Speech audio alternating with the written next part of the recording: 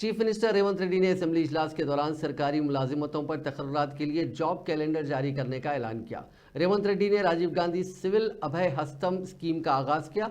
इस स्कीम के तहत सिंगरेनी कॉलरीज कंपनी की जानिब से सिविल सर्विसेज प्रीलिम्स में कामयाबी हासिल करने वाले उम्मीदवारों में माली मदद फराहम की जाएगी। चीफ मिनिस्टर ने हैदराबाद के प्रजा भवन में रियासत के 41 उम्मीदवारों से मुलाकात की जिन्होंने सिविल प्रीलिम्स पास किया है। इस मौके पर खिताब करते हुए उन्होंने कहा कि तेलंगाना की लड़ाई सरकारी मुलाजिमतों पर तकर्रुरात के मुतालबे के लिए थी। उन्होंने कहा कि तेलंगाना की तश्कील कुर्बानियों की बुनियाद पर हुई थी।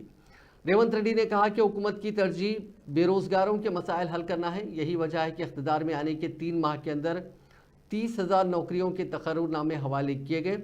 टीजीपीएससी को यूपीएससी की तर्ज पर तब्दील किया गया। उन्होंने कहा कि ग्रुप का प्रीलिम इम्तिहान हो चुका है और फिलहाल डीएससी इम्तिहान चल रहे हैं।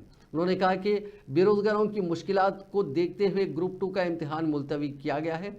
इसके अलावा जॉब कैलेंडर को लेकर उन्होंने कहा कि ये कैलेंडर हर साल जारी किया जाएगा। हर साल मार्च के महीने में तमाम महकमों में खाली मुलाजिमतों की तफसीलात पेश की जाएंगी। नोटिफिकेशन 2 जून तक जारी किया जाएगा और 9 दिसंबर तक भर्ती का अमल मुकम्मल करने के इक़दाम किए जाएंगे।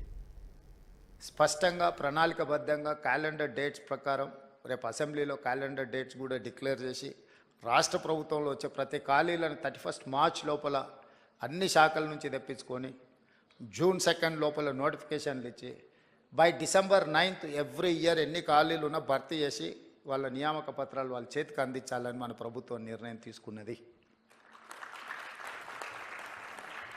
ఈరోజు మిమ్మల్ని ఇక్కడికి పిలిచి మేమందరం కంప్లీట్ మంత్రివర్గం మామూలుగా మా బలరాం నాయక్ సింగరేణి అధికారులను బట్టి విక్రమార్క గారు చెప్పి వాళ్ళ ఆఫీస్లో కూడా మిమ్మల్ని పిలిచి చెక్లు ఇచ్చి పంపించి ఉండొచ్చు, కానీ మెకానికల్గా మేము ఆ జాబ్ చేయదలుచుకోలే। This is personal attachment. We wanted to encourage our students, we wanted to encourage our kids.